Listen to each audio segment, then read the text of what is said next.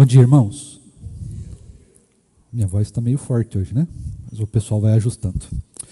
Nós vamos então dar início à nossa aula de escola bíblica aqui do templo, lembrando que nós estamos no momento introdutório do livro de Apocalipse. Se os irmãos estiveram aqui na semana passada, você vai se lembrar aí que o Narciso fez uma aula introdutória sobre alguns princípios da escatologia, ou aquilo que nós entendemos dentro da teologia a respeito de como nós pensamos o fim dos tempos, né? O fim, como tudo isso aqui, este tempo que nós vivemos vai acabar e nós então estaremos no novo céu e na nova terra, como foi prometido. Esse é um tema bastante desafiador para todos nós, afinal de contas, nós estamos tratando com questões que são muito especulativas, fora daquilo que Deus nos falou. Então nós vamos estudar o livro de Apocalipse, faremos isso verso a verso, mas, no entanto, antes de entrar no livro de fato, nós precisamos ter esse momento introdutório para entender do que nós estamos falando, quais são as repercussões disso, quais são os efeitos disso na nossa vida, tanto efeitos práticos quanto efeitos para o nosso conhecimento, né? Para a gente saber o que nós estamos estudando, para saber aquilo que é verdade, aquilo que é mentira, como deve ser, né? E assim a gente também não ser enganado aí por falsos profetas ou falsas pregações, ou às vezes até pelos nossos próprios pensamentos e formas, né, de pensar aí alguma coisa que está um pouco mais obscura ou alguma coisa assim. Então eu quero te convidar para abrir a sua Bíblia. Hoje nós vamos falar a respeito do Antigo Testamento, como nós entendemos, como nós olhamos o próprio Apocalipse ou a escatologia, né, o fim dos tempos, o que foi revelado no Antigo Testamento, como que o pessoal do Antigo Testamento, nossos irmãos lá de Israel, pensavam a respeito da escatologia, né, a respeito do fim dos tempos. Qual era o pensamento? Como que funcionava isso para eles? E a partir disso nós vamos construindo também como que funciona hoje para nós, né? Quais são as mudanças? Houve mudanças? Não houve mudanças? A gente vai ver um pouquinho isso. Para isso eu quero te convidar então, abra sua Bíblia em Gênesis capítulo 3, aquele texto muito conhecido de todos nós, Gênesis 3, capítulo 3, versículo 15.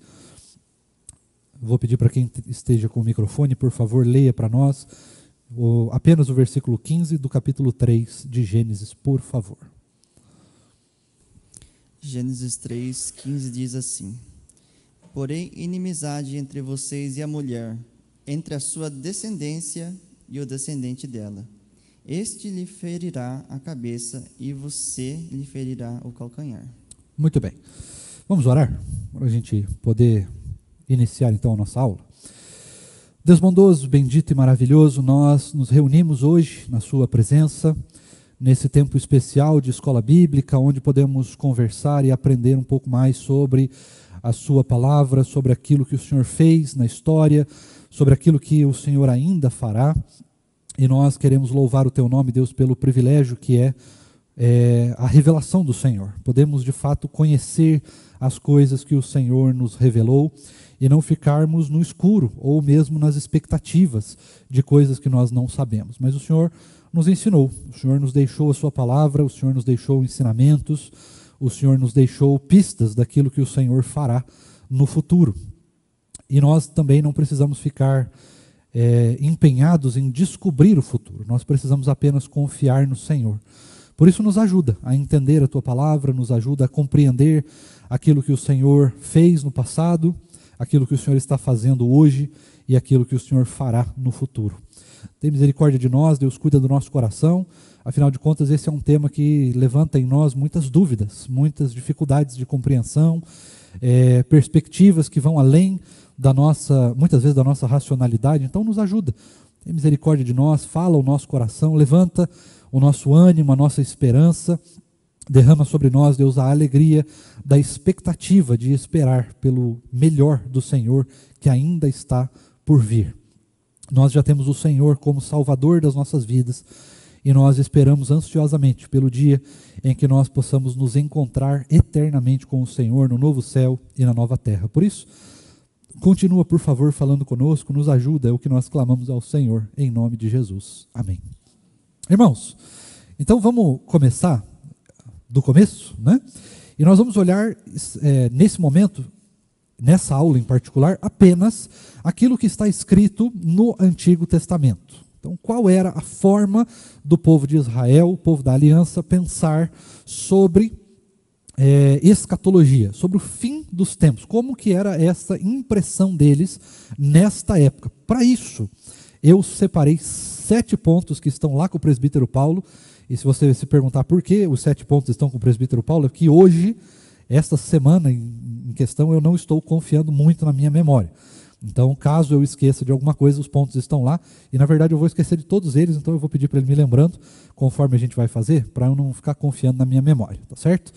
Mas nós temos 7 lições, 7 pontos específicos que nos chamam a atenção para o pensamento escatológico do Antigo Testamento. E como que esses nossos irmãos do passado pensavam a respeito do fim dos tempos, né? Como que seria para eles o fim dos tempos? Quais eram as expectativas que eles tinham? Qual era a revelação que eles tinham naquela época? Né? É isso que nós vamos dar uma olhada hoje. Depois, na aula seguinte, nós vamos ver o que fala no Novo Testamento, antes de entrar em Apocalipse. E aí, então, nós vamos trabalhar algumas teologias que falam sobre Apocalipse, né, as mais famosas, e depois nós vamos entrar, então, no livro em si. Mas antes da gente ver os 7 pontos, eu quero lembrar você que existem alguns livros no Antigo Testamento que são muito famosos, principalmente alguns livros proféticos, né? Você tem aí, por exemplo, o livro de Daniel. Quem mais lembra algum? Zacarias, quem mais? Começa com E? Ezequiel, muito bem. Então nós temos alguns livros que nos demonstram, que nos trazem algumas pistas de 2 particularidades, tá? 2 particularidades. A primeira particularidade era que o povo via a teologia do futuro, aquilo que nós chamamos de escatologia, eles viam como algo muito imediato, tá? Algo que poderia acontecer ou ainda no seu tempo, no tempo de vida que eles estavam vivendo, ou em um período muito breve, tá? Numa situação muito breve. Esta é a primeira parte da revelação. Sempre a revelação das coisas do futuro no Antigo Testamento, elas vão estar nesta perspectiva, de uma perspectiva imediata, uma coisa que iria acontecer rapidamente, ainda no tempo em vida, mas ela também aponta para algo que iria acontecer além. Então ela é uma perspectiva dupla, tá? Ela fala de um futuro imediato e de um futuro mais distante. É por isso que nós temos muita confusão quando nós interpretamos muitas vezes alguns livros proféticos que falam sobre profecias diretamente, né, que não são apenas palavra de Deus para trabalhar o coração do povo naquele momento, né, que não são palavras específicas, mas são profecias futuras. Nós temos essa dificuldade de interpretá-las, porque elas estão sempre alinhadas em 2 perspectivas. Na perspectiva do Antigo Testamento e na completude da revelação de Deus, que seria revelada ainda no Novo Testamento. Então, para olhar o livro de Apocalipse, nós não podemos olhá-lo, né, e estudá-lo, se nós antes não olharmos para as perspectivas que foram construídas antes dele chegar. Porque ele é, de fato, o fim da revelação de Deus, né, o último livro da revelação de Deus a respeito das últimas coisas. No entanto, antes dele chegar, muita coisa foi falada. E muitas dessas coisas foram faladas em contextos que não podem ser interpretados literalmente. São coisas que nós vamos apenas levar para a nossa imaginação, para coisas que nós podemos assim apenas pensar como que isso pode acontecer. Mas, de fato, nós só vamos saber como as coisas vão se dar, de fato, quando nós chegarmos no novo céu e na nova terra. Antes disso, nós podemos até conversar sobre, nós podemos discutir, a gente pode sonhar, a gente pode pensar, mas, infelizmente, nós não podemos afirmar coisas, porque essas coisas foram ditas em contextos que não são aplicáveis, que não são claros o suficiente para que a gente consiga entender. E muito pelo contrário, além de não serem claros, eles também não são, como é que eu posso dizer assim, diretos. Ou seja, eles são textos únicos, exclusivos, que falam em algumas coisas que outros textos ou depois mudam a perspectiva, ou aprimoram a perspectiva, ou negam a perspectiva.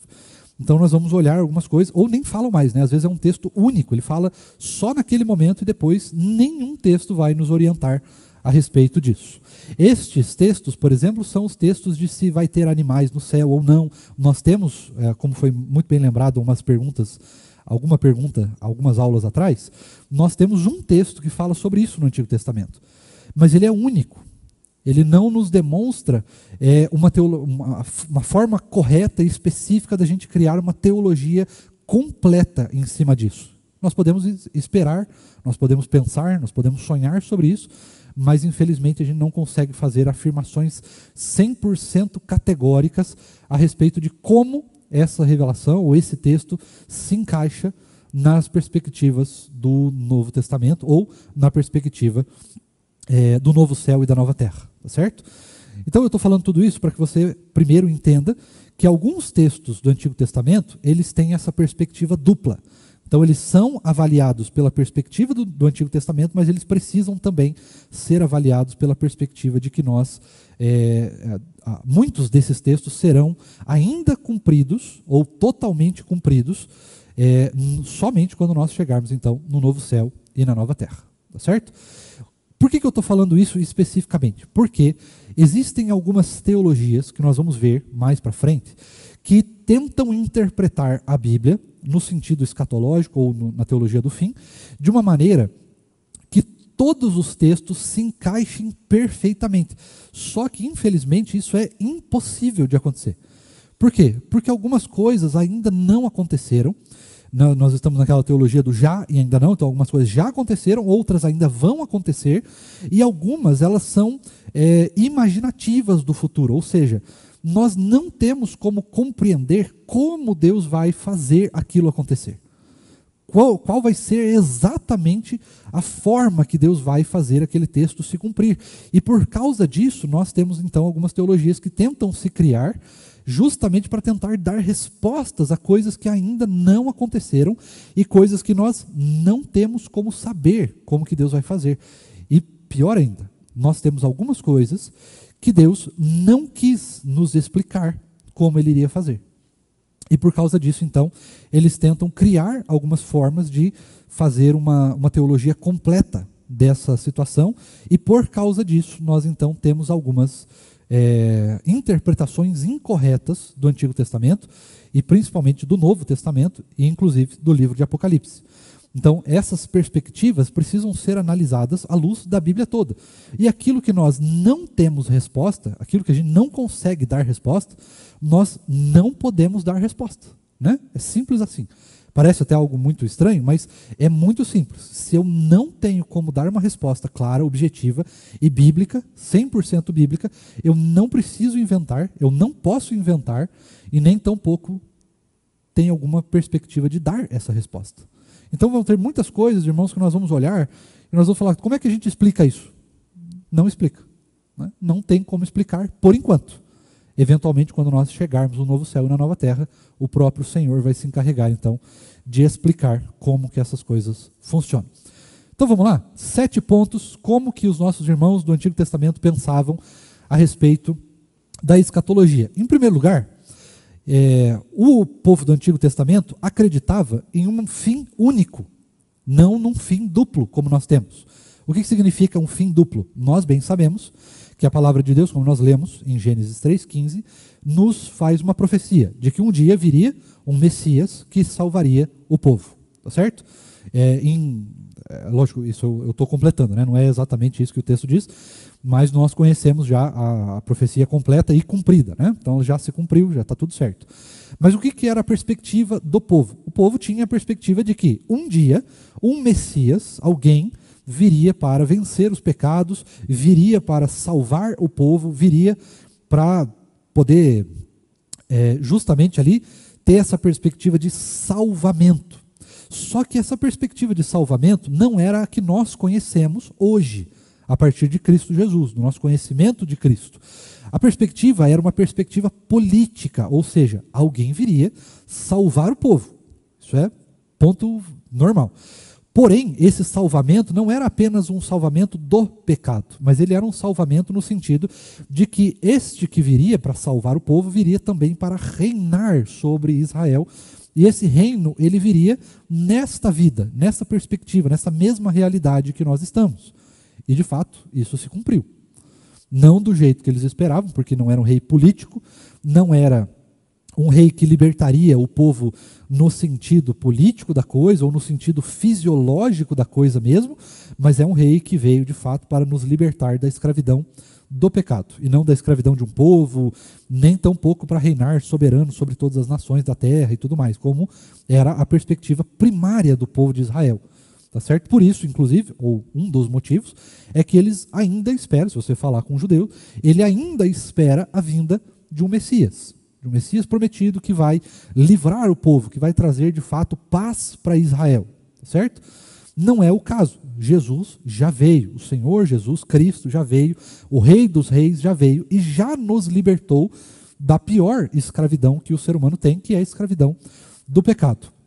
E por que essa perspectiva ela é dupla? Porque Jesus veio a primeira vez e ele então vai, me ajuda aí? Voltar. Ele vai voltar. Esta volta de Cristo, sim, agora de uma maneira gloriosa, é a volta de Cristo que nós estamos esperando. É a volta de fato de consumação, a volta que o Senhor vai fazer para consumar todo o seu plano de salvação e aí então passar, né, todo aquele processo de reviver os mortos, julgar as pessoas, para aqueles que vão para o céu e aqueles que vão para o inferno, e então depois nós temos a entrada dos salvos na nova Jerusalém celestial. Então se torna completa, mas para o povo de Israel, essa perspectiva, ela era definitiva. Jesus viria, ou no caso não Jesus, né, mas o Messias viria, libertaria o povo, e não haveria uma nova Jerusalém no sentido espiritual, né, num sentido novo, de renovação completa do cosmos que nós temos, da criação que nós temos, que é a nossa perspectiva hoje. Para eles, isso aconteceria aqui. Jesus, ou quem viria, reconstruiria a nova Jerusalém celestial ali, e esta nova Jerusalém seria a capital do mundo. Seria onde todas as nações iriam se reunir, onde todos os povos viveriam em paz e tudo mais. Essa era a perspectiva do povo do Antigo Testamento. Eles acreditavam sim que viria um Messias, esse Messias libertaria o povo dos seus captores, de todas as suas mazelas, da pobreza, enfim, das questões humanas gerais, né? E então construiria a nova Jerusalém, que seria então a capital do mundo. Mas eles não esperavam um Messias que apenas libertaria do pecado, como nós conhecemos que Jesus fez. Eles esperavam essa perspectiva também política, né? Essa perspectiva de que Jerusalém, de que o povo da aliança seria o principal povo da terra, seria o principal reino da terra, né? Seria a principal nação da terra, ou talvez até para alguns a única nação que existiria na terra. Então essa era a primeira perspectiva de que o povo pensava, viria um Messias. Tá? Para o povo do Antigo Testamento, essa era a parte mais importante de como que nós podemos perceber a escatologia. Um dia viria alguém, e este alguém, da parte de Deus, viria para nos libertar. Tá? Tranquilo até aqui? Fácil, não é isso? Todos nós já conhecemos, já sabemos basicamente de cor como que funciona essa primeira parte. E nós hoje esperamos então a nova vinda do Messias, agora completa, absoluta. E esta nova vinda, ela não tem apenas a perspectiva de ser uma libertação política, né? Mas ela tem, de fato, a nova perspectiva de que nós vamos ter um novo céu e uma nova terra, ou seja, Cristo virá pela segunda vez, e quando ele vier pela segunda vez, ele vai reconstruir tudo. E tudo não apenas no sentido do planeta Terra, ou de uma cidade, ou da política, ou de qualquer coisa desse sentido, mas a reconstrução completa da criação. Ele vai refazer toda a criação, agora sem os efeitos do pecado, e principalmente sem a possibilidade do ser humano, ou de qualquer outra criatura, poder pecar novamente. Ou seja, o pecado será definitivamente extinto da criação para sempre. Certo? Então essa é a perspectiva que nós esperamos, mas a perspectiva que o povo espera era uma perspectiva mais, ou melhor, menos elaborada, né? Uma perspectiva mais direta. O Messias viria e iria nos libertar, e Israel seria então a nação principal do mundo. Tá certo? Agora, em segundo lugar, nós temos, do segundo até o sétimo, nós temos algumas perspectivas que são diferenciadas e que vão nos apontar muito mais para o Novo Testamento, ou seja, para essa revelação que nós temos no livro de Apocalipse e em outros, para uma completude maior, para uma revelação mais profunda, do que simplesmente para o Messias esperado, como o povo acreditava naquela época, tá certo? Presbítero Paulo, segundo lugar. O reino de Deus. Se no primeiro caso nós temos a perspectiva de que viria o Messias, este Messias precisava reinar em algum lugar. Se Israel seria a principal nação do mundo, esta principal nação seria alcançada ou seria alçada ao posto de reino de Deus. Ou seja, o próprio Deus viria e, ao vir para a terra, ele tornaria a nação de Israel o próprio reino de Deus aqui na terra. Percebe como essa perspectiva ela vai exatamente de acordo com o reino que nós esperamos? Só que, no entanto, para eles era este reinado humanizado, ou seja, o Messias viria, estabeleceria aqui em Israel o seu reino, e a partir do seu reino, todas as nações da terra meio que se uniriam a Israel e se tornariam conjuntamente o reino de Deus. Mas essa perspectiva para eles ainda era incompleta, e nós bem sabemos, o reino de Deus ainda virá. Nós ainda estamos esperando que o seu reino seja estabelecido na terra. Tá certo? É muitas vezes por isso que alguns vão acreditar em uma perspectiva que nós chamamos de milênio. Você já deve ter ouvido a respeito disso, de que o Senhor Jesus virá mais uma vez, e ele então estabelecerá o reino aqui, antes de nós passarmos por todo o julgamento, pela ressurreição e, de fato, entrarmos no novo céu e na nova terra. Antes disso, o Senhor Jesus virá e estabelecerá um reino humano, tá? Um reino aqui, neste planeta, do jeito que nós estamos, e este reino será um reino de 1000 anos, tá certo? Só que essa não é a perspectiva que nós, presbiterianos, cremos, tá certo? E nem é o que a Bíblia, de fato, nos apresenta. Só que por que ela nos apresenta isso? Por causa de alguns textos do Antigo Testamento e do Novo, que demonstram essa perspectiva de que o reino de Deus seria estabelecido aqui. Mas qual é a perspectiva do estabelecimento do reino aqui? Só um pouquinho.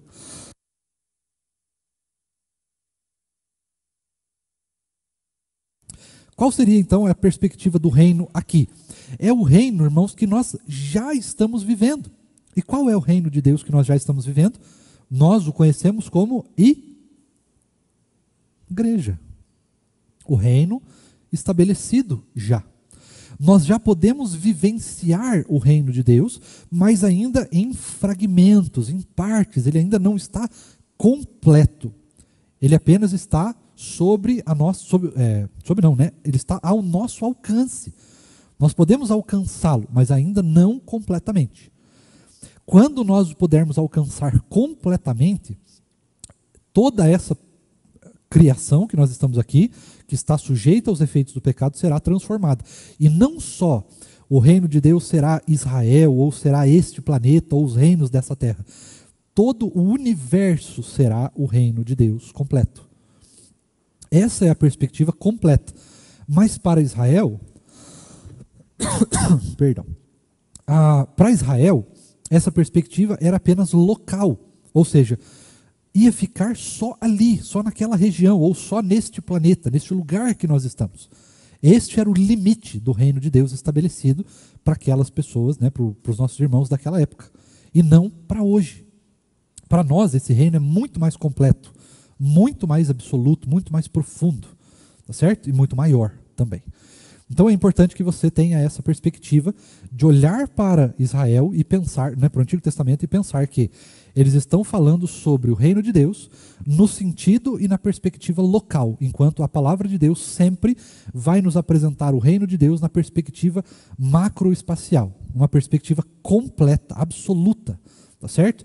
Então é importante a gente pensar a respeito disso e ter isso em mente. Não é um reino que vai acontecer, ainda que alguns textos tentem nos mostrar isso, não é um reino que vai acontecer aqui, mas é um reino completo. Tudo isso que nós vivemos será transformado, será recriado, e aí sim nós poderemos vivenciar um novo céu e a nova terra e a completude do reino estabelecido de Deus. Uma coisa que eu quero lembrar rapidamente aos irmãos é que a perspectiva do reino de Deus, ela é uma perspectiva progressiva, ou seja, ela nunca pode ser estabelecida a partir de uma só revelação do Antigo Testamento.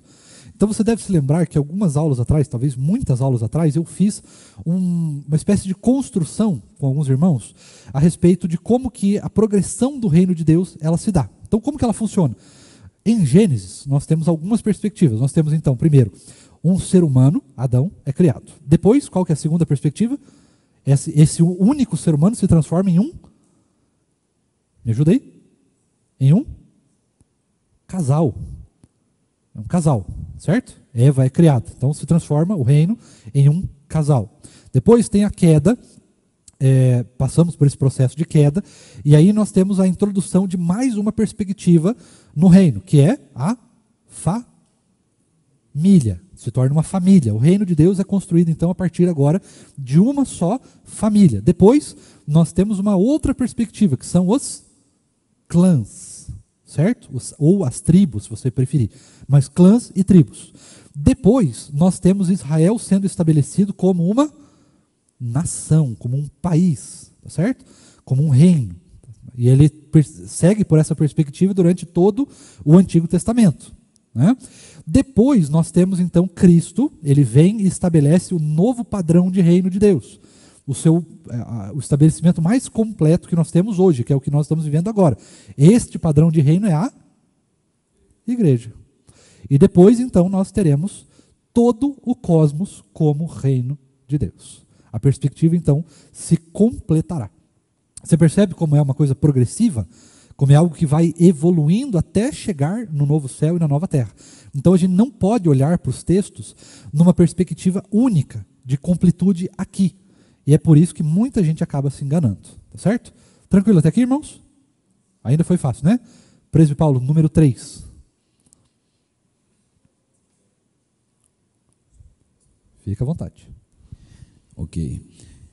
Após o Redentor vindouro, o reino de Deus, nós aí vem a nova aliança. Nova aliança. Tá? Número 3 é a nova aliança. Da mesma maneira que o povo de Israel vivenciou uma aliança, e aqui é uma coisa muito completa, muito complexa, na verdade, porque quando nós falamos na teologia da aliança, nós falamos apenas de uma aliança. Só existe uma aliança que Jesus fez, né, que Deus fez com o seu povo. Só uma aliança. Então, por que nós temos a perspectiva de várias alianças sendo feitas? Farei uma aliança entre você e eu, né? Ele faz isso com Adão, ele faz isso com Noé, ele faz isso com Abraão, ele faz isso com os outros patriarcas, né? Abraão, Isaac e Jacó, e ele vai fazendo isso ao longo do tempo. Por que Deus faz isso se só existe uma aliança? Porque, da mesma forma, a aliança que Deus tem com o seu povo, ela também é progressiva, mas não a aliança em si, né? O conhecimento, a revelação da aliança, ela é progressiva. Então, a cada aspecto, a cada renovar desta aliança com uma outra pessoa, Deus vai acrescentando partes à sua revelação. Ele vai acrescentando elementos à sua revelação. E esses elementos vão de encontro com o reino de Deus e com a revelação do Messias. É assim que Deus faz. Ele sempre vai tratando de maneira progressiva. O que acontece conosco é que essa revelação agora se alcançou, né, ela chegou num ápice final. Ou seja, nós não precisamos mais de uma renovação de aliança.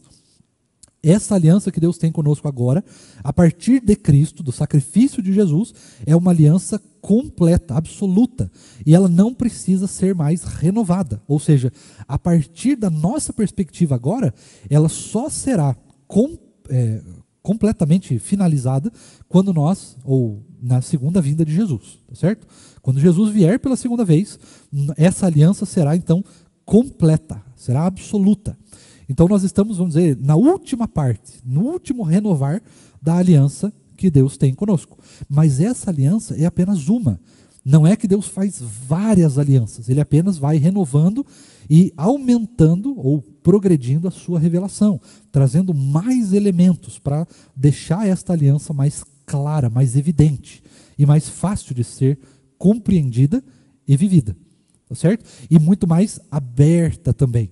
Primeiro ele começa com Adão, aliança única, exclusiva com Adão. Depois ele vai abrindo essa perspectiva, e hoje nós estamos na perspectiva do mundo todo. Todos podem ter aliança com Deus, todos são bem-vindos na aliança com Deus, desde que conheçam o Senhor Jesus, tá certo? Que creiam no Senhor Jesus e em toda a sua obra, né? Então não é mais uma perspectiva definida, mas ela é uma perspectiva aberta, ou seja, Deus enviou o seu Filho unigênito para que quem? Todo, ou você pode colocar aí um todos, com S no final, para todos aqueles que nele crerem, certo? Então ela é uma perspectiva aberta. Antes ela era uma perspectiva para aqueles que estão em Israel, para aqueles que fazem parte das 12 tribos, para aqueles que são da família X. Hoje não é mais assim, hoje é aberto. Quem quiser, quem crer em Jesus verdadeiramente e nascer de novo por causa do poder do Messias e do Espírito, faz parte então da aliança de Deus. Tranquilo até aqui? Mas a perspectiva deles era uma aliança no sentido cultural, uma aliança no sentido de cidade. Você tinha que fazer parte do povo de Israel. Hoje não. Hoje você precisa fazer parte da igreja. Você não faz parte de uma nação no sentido real da coisa, né? Você não precisa de uma identidade nova, você não precisa de um passaporte, de um visto, você não precisa de nada disso. Tudo o que você precisa é crer em Jesus, ser lavado pelo sangue de Cristo, se arrepender dos seus pecados, e então o próprio Senhor Jesus fará com que você nasça de novo, e a partir então do novo nascimento, você já faz parte permanentemente, eternamente, da aliança de Deus. Mas para o povo de Israel, essa aliança precisava ser, ou fazer parte de um povo. Você tinha que fazer parte, você tinha que ser judeu. Se você não fosse judeu, você não seria salvo, você não poderia encontrar salvação. Tá certo? Hoje você pode. Você só precisa fazer parte da igreja. Ou melhor ainda, não vou nem dizer igreja na perspectiva, lógico, quando a gente diz igreja, eu não estou falando da igreja presbiteriana do Brasil. Eu estou falando da igreja, ou seja, você tem que fazer parte de Cristo e da família da fé. Tranquilo até aqui, irmãos? Número 4. A restauração de Israel.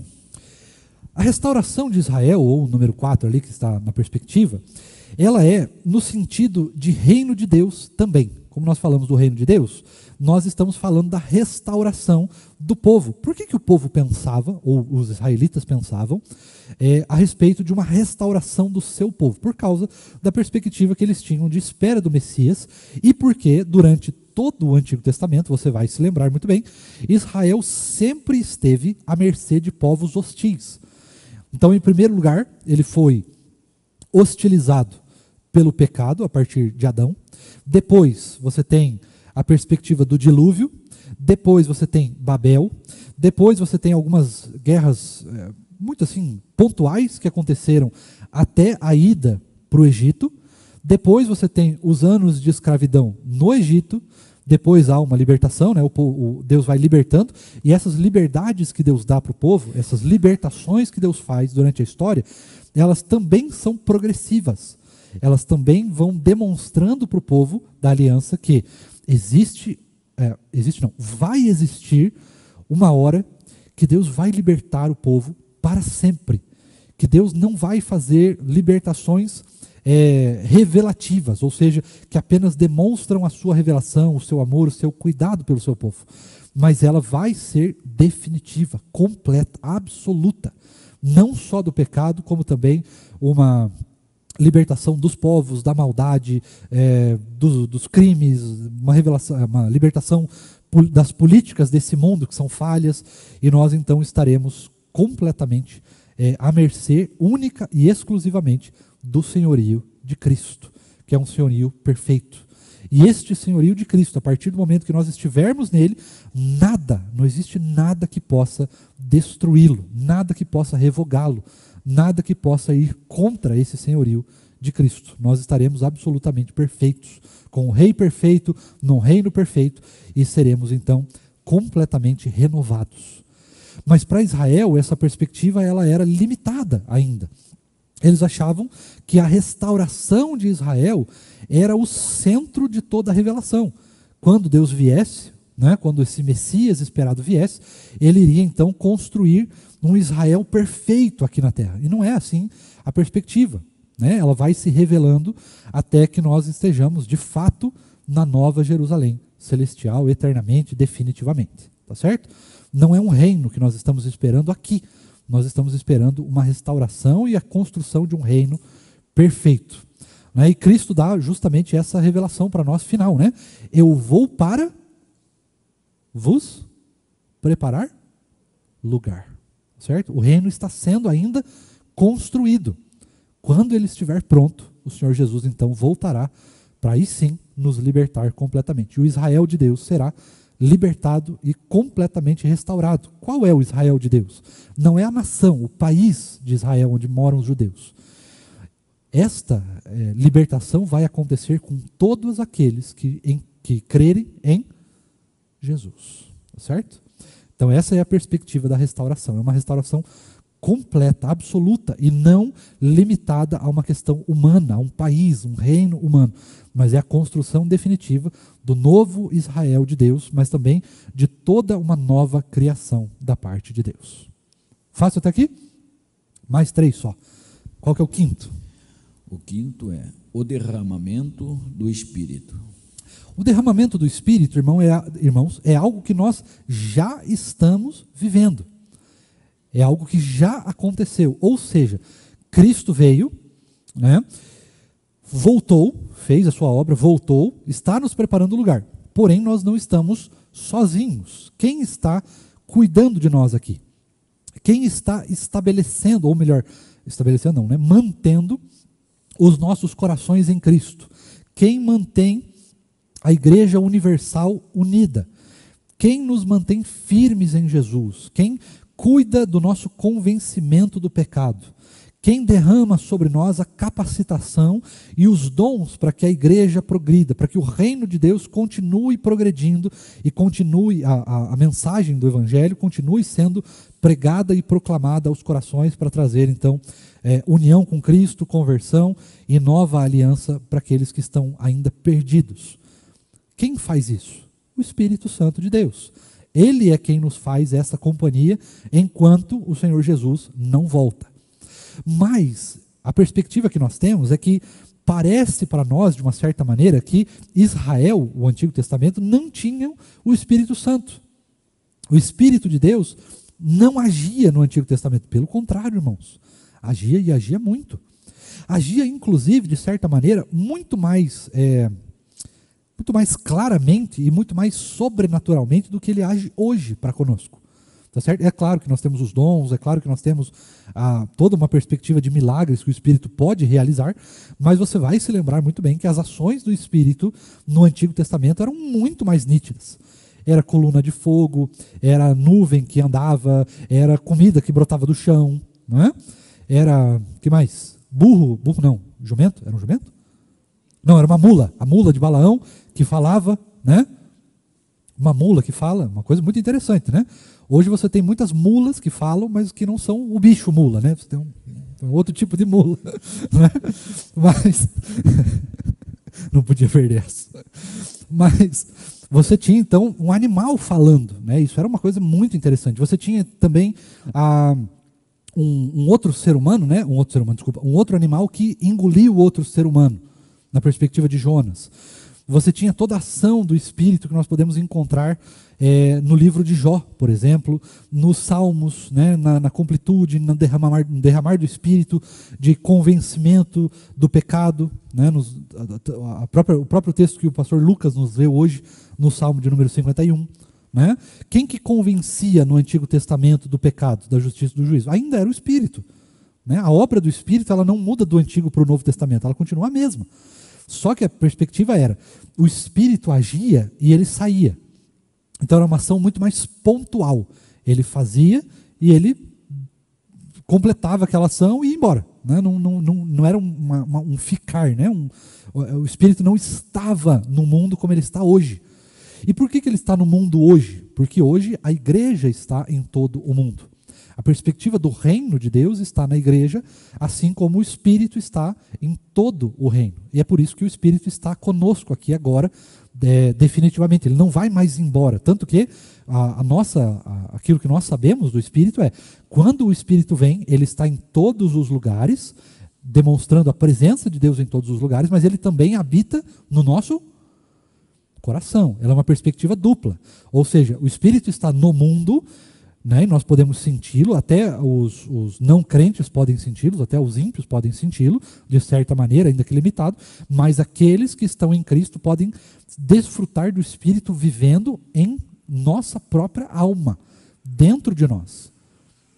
Tá certo? A presença de Deus, ela está completa dentro de nós. Então, essa perspectiva o Antigo Testamento não tinha, mas isso não significa que o Espírito não estava agindo lá. Tá? Ele agia da mesma maneira. Ele agia pelos profetas, pelos reis, pelos sacerdotes, pelo sacrifício, pelo derramar, né, dos milagres e coisas que aconteciam. Ele também agia com relação acabei de falar, de convencimento do pecado, transformação do povo, né, e todas as respostas que Deus dava. A fala de Deus era através do Espírito, certo? Então, o Espírito agia também no Antigo Testamento. Hoje, ele age de maneira ainda muito mais profunda do que ele agia no Antigo Testamento, porque ele está aqui e ele habita no nosso coração e nós podemos desfrutar completamente da presença de Deus, tá certo? Não existe presença especial de Deus. A presença de Deus está completamente dentro de nós, tá certo? E ela não muda. Ela não tem menos ou mais. Ela não é quantitativa ou qualitativa. Ela simplesmente está ali. Você só precisa desfrutar dela. Tá certo? Número 6. O dia do Senhor. É isso? O dia do Senhor, exatamente, pastor. O dia do Senhor. Este dia glorioso, maravilhoso, extraordinário, que nós ainda estamos esperando. Para Israel, o dia do Senhor seria essa gloriosa vinda do Messias aqui, para nos libertar. A vinda, né, o Messias rasgaria os céus e viria com seus anjos e tomaria o poder das nações e faria de Israel, então, a nação perfeita, né, o centro do mundo. Só que este dia que Israel espera chegar, nós também esperamos. Este dia ainda não veio. Ainda que o Senhor Jesus já veio, ele já fez a sua obra e nós agora esperamos de fato o dia final. O dia em que o Senhor virá completo, absoluto, em glória, como nós dizemos, né? E o Senhor de fato virá, ele rasgará os céus, e tem toda aquela comoção, as trombetas soando, os anjos descendo, os mortos ressuscitando. Isso vai acontecer. Porém, isso também já aconteceu, de certa maneira. Como que já aconteceu? Quando o Senhor Jesus faleceu, morreu na cruz do Calvário, você lembra o que aconteceu? Quais foram os sinais que aconteceu? O dia virou noite. Os mortos ressuscitaram, ainda não completamente, mas ressuscitaram. Inclusive, nem sabe como que isso se deu, né? Deve ter sido uma coisa muito... Cara, isso deve ter sido muito extraordinário mesmo, né? Mas isso vai acontecer. Então, por que isso já aconteceu? É uma perspectiva, um vislumbre, um prisma de como isso vai acontecer na glória final de Cristo. Quando Cristo voltar de fato agora, numa perspectiva real. Agora sim, para todos nós, ele voltará definitivamente, uma vez só, uma vez mais. E essa vez será absolutamente perfeita, gloriosa. E todos esses sinais serão completos. Tá? Ninguém mais vai ressuscitar para poder morrer. Nós ressuscitaremos para viver eternamente.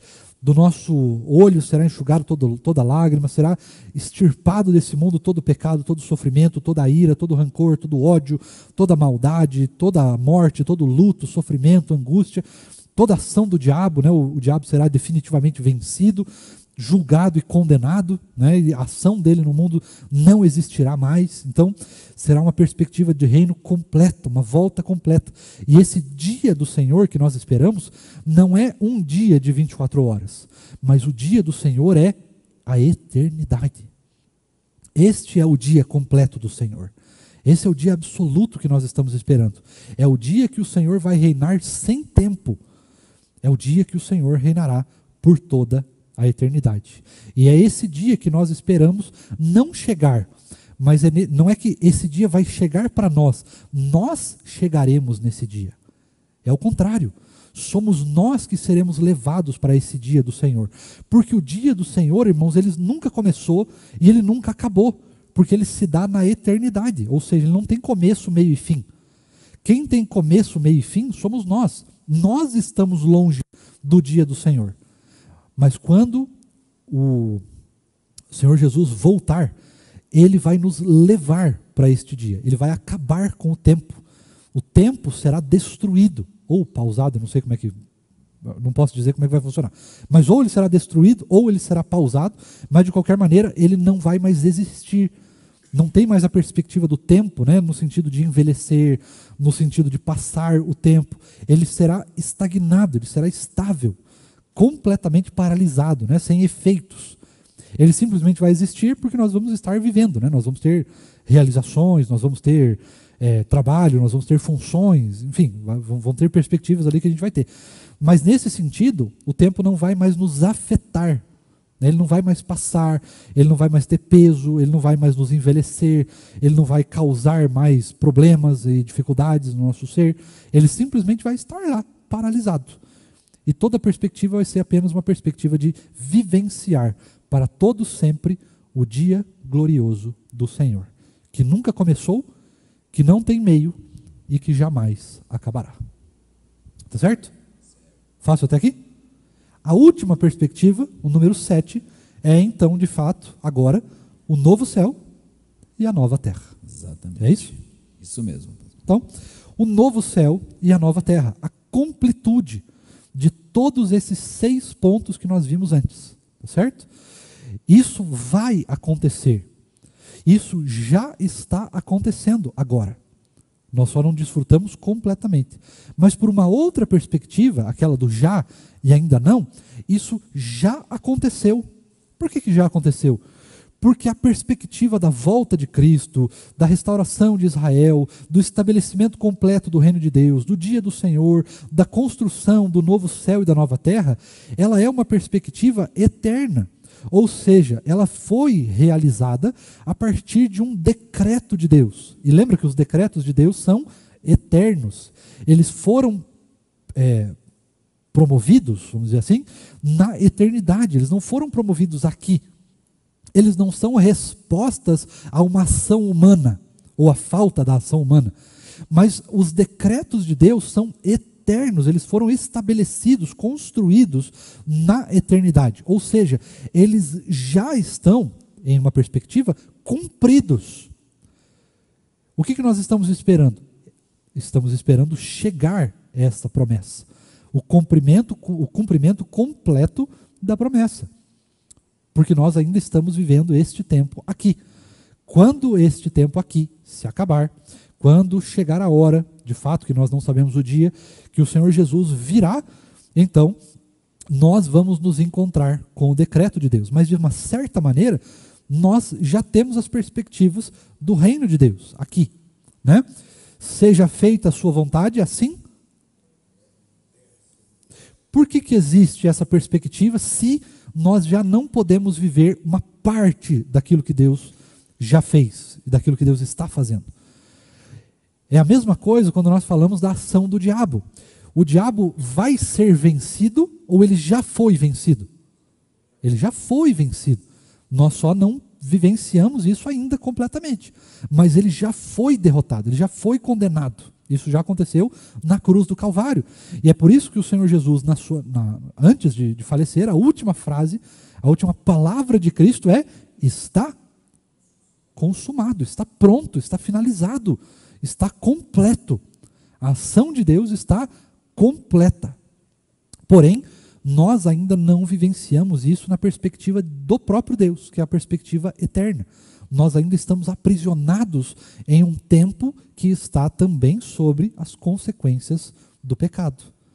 Dá para entender isso? É um pouco confuso, na verdade, né? Mas acho que dá para a gente conseguir perceber isso. É a mesma coisa da perspectiva que nós temos da salvação. E é por isso que nós, calvinistas, presbiterianos e outros irmãos que são de outras denominações, mas também creem nisso, é por isso que nós acreditamos que a salvação, quando ela é entregue, ela é irrevogável, ela não pode ser removida de nós. Por causa desta perspectiva, do já e ainda não. Quando Deus nos deu a salvação, ela é uma perspectiva eterna. Ela é nos dada por um Deus, por um ser eterno. E é por isso que as nossas consequências humanas não podem atingi-la, porque ela não é algo humano. Ela não é algo que é completamente dado aos seres humanos. Ela não está sobre o domínio humano, mas ela é uma coisa que está inteiramente da parte de Deus. Ela só é fornecida a nós ainda incompleta. E quando que ela será completa? Ou quando Jesus voltar, ou quando nós cruzarmos o véu da vida. Aí sim ela se torna completa. E é por isso que nós acreditamos na perseverança dos santos. Ou seja, se Deus nos salva, Ele jamais vai revogar a salvação. Porque a salvação é algo eterno, que foi estabelecido antes da fundação do mundo. Tá certo? E não como uma resposta ao pecado lá de Adão. Se fosse esse o caso, se fosse depois do pecado, aí sim, aí a gente poderia dizer, não, a salvação está sob a luz humana. A gente pode aceitá-la ou não aceitá-la, a gente pode vivê-la ou não vivê-la, a gente tem controle sobre ela. Por que nós não temos esse controle? Porque esta salvação, esse presente que Deus nos dá, ele foi nos dado na eternidade. Ele só pode ser cumprido na eternidade. E é por isso que, uma vez salvo, na eternidade, sempre salvos. Porque a salvação não está neste tempo. A salvação não está em nós. A salvação não está ligada àquilo que nós fazemos ou deixamos de fazer. A salvação está nas mãos de Cristo. E se está nas mãos de Cristo, ela está nas mãos de um ser eterno. Portanto, ela só pode ser vivenciada completamente na eternidade. Deu para entender agora? Então, nós estamos sob efeito, ou sob efeitos, de coisas que Deus fez na eternidade. E por isso, nós já podemos desfrutar aqui daquilo que Deus já fez, daquilo que Deus já cumpriu. Tá certo? Deu para entender, irmãos? Foi muito difícil? Muito complexo? Temos alguma pergunta? Que da minha parte eu encerrei a aula. Vocês me dizem aí se tem.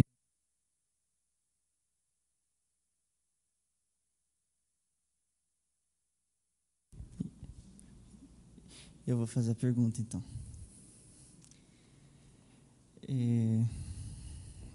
Deixa eu lembrar primeiro.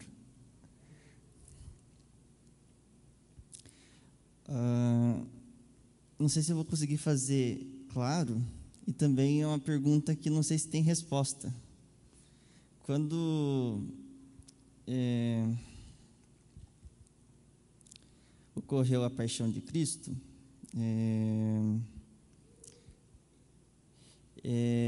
no monte ele falou a um dos ladrões que ele estaria com ele naquele momento, hoje ainda, no paraíso. Pelo que eu entendo da nossa teologia, que a maioria dos presbiterianos, os teólogos presbiterianos seguem, a gente acredita que existe um espaço intermediário, no sentido de o paraíso não é exatamente o novo céu e nova terra, né? Então,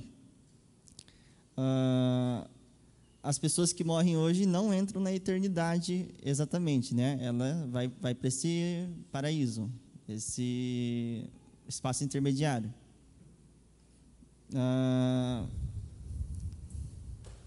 Eu não consigo fazer a pergunta.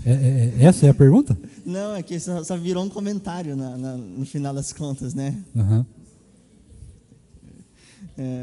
Então, é difícil fazer a pergunta. Mas Jesus, ele está nesse paraíso, ele está na eternidade, é algo nesse sentido, sabe? Não sei explicar. Tá, eu acho que eu posso ter entendido. Então, vamos pegar da parte do paraíso. De fato, existe um paraíso, um local intermediário que nós estaremos conscientes, e neste lugar intermediário nós então teremos uma perspectiva mais aprofundada da realidade da eternidade, da salvação e tudo mais. Porém, essa realidade ainda não é completa, ela só é para aqueles que estão mortos hoje, né? Quem morre enquanto nós estamos aqui. Depois, ainda estes serão trazidos de volta para essa realidade, porque o novo céu e a nova terra, eles não são apenas no sentido espiritual, né? Deus vai nos levar para um lugar diferente, não é isso. O novo céu e a nova terra serão estabelecidos aqui. Ou seja, toda esta criação de Deus, esse universo onde nós estamos, ele será reconstruído. E isso é o novo céu e a nova terra. Porém, para aqueles que morrem, existe um outro lugar. Aí, onde é esse outro lugar? É uma dimensão?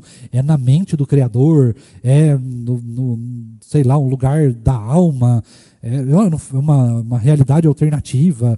É uma suspensão de realidade virtual, quântica, sei lá, alguma parada dessas troços assim, eu não faço ideia. Né? O Senhor não explicou, ele só diz que existe um lugar em que os mortos ficam conscientes, e esse lugar é uma representação, vamos chamar assim, do paraíso, daquilo que será o novo céu e a nova terra, certo? Então é um lugar. Como que é esse lugar? Ele também não nos revelou. Ele não deu detalhes, não, o chão é assim, o céu é assim, tem oxigênio, não tem, essas coisas ele não falou. O que Deus nos fala é sobre o novo céu e a nova terra. Esse ele nos dá mais detalhes, né, vamos dizer assim. Então, onde é esse lugar, como é que ele funciona, quais são as suas leis e tudo mais, eu não sei. Agora, a segunda pergunta é, entre aspas, né, onde Cristo está nisto tudo? Também não sei. Também não sei. Porque veja bem, o que o Apocalipse vai nos dizer? Ele vai nos dizer o seguinte, lá nos primeiros capítulos, ali até o capítulo 6, do 4 ao 6 mais especificamente, que até o 3 ali está as 7 cartas das igrejas, né?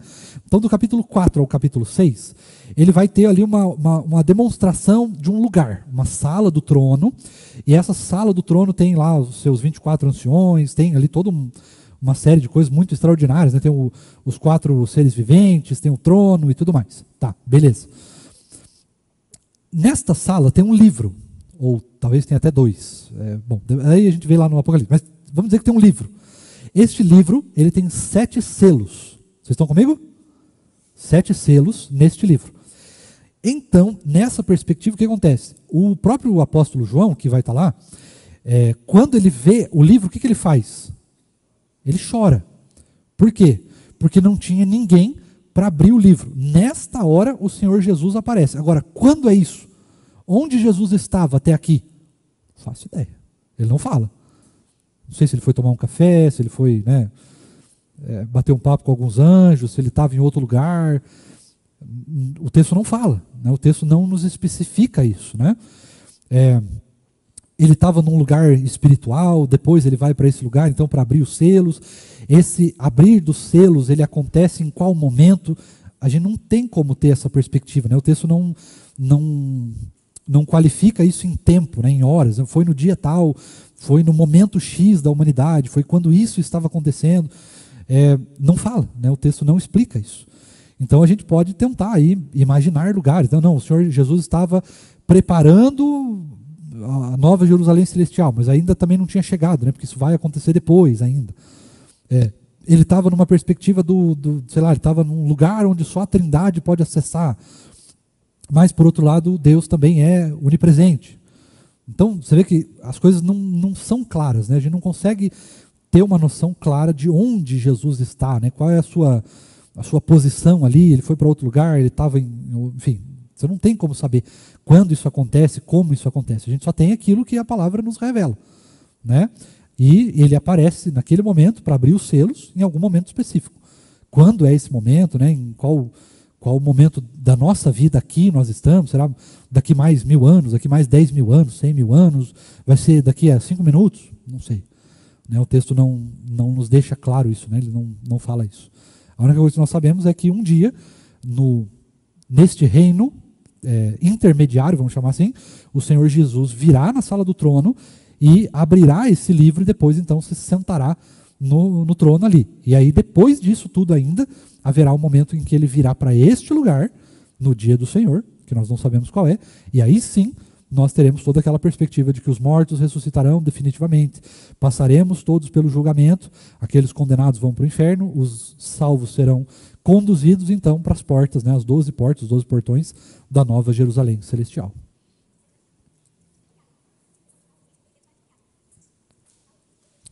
Uma educação desse celular. Deu para responder mais ou menos? Na verdade, não respondi nada, né? Porque não tem resposta. Mais alguma pergunta, irmãos?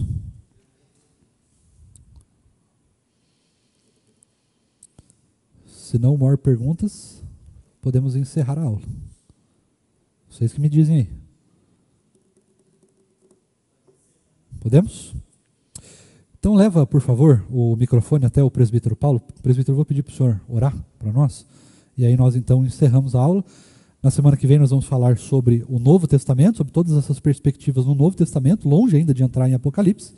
E aí nas próximas aulas a gente vai se aprofundando mais e chegando mais perto do livro, tá bom?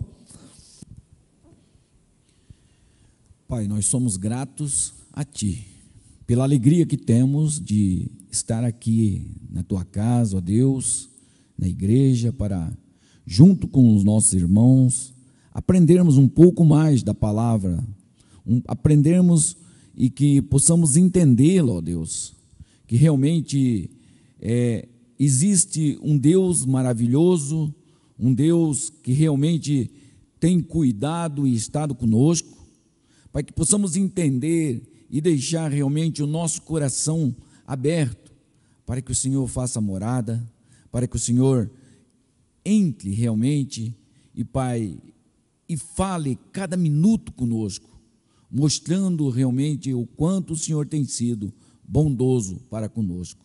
Obrigado, ó Pai, pela vida do pastor Patrick, ó Deus, que o Senhor tem nos colocado aqui na Tua casa, no nosso meio, para nos trazer o ensino da Tua palavra. Pai, que possamos entender que existe todo esse processo, ó Deus, para que um dia possamos estar, Pai, nos encontrando com o Senhor. Pai, que possamos nesta caminhada sermos fortes, firmes, ó Deus, buscarmos sempre a Tua presença na nossa vida, para que a gente possa se manter firme no Senhor. Obrigado, ó Deus, por esta manhã. Continua conosco neste domingo. Continua a derramar sobre a nossa vida as Tuas mais ricas bênçãos, ó Deus. E que tenhamos um domingo, como já estamos tendo, abençoado pelo Senhor. Fica conosco e nos traz, para que à noite possamos estar aqui, para continuarmos a louvar ao Senhor. Oramos, ó Deus, agradecido, no nome de Jesus, e te pedimos que o Senhor nos leve de retorno aos nossos lares, e que nos leve em segurança, cuidado e amparado pelo Senhor. Oramos no nome de Jesus. Amém, Senhor. Amém. Irmãos queridos, que Deus nos abençoe.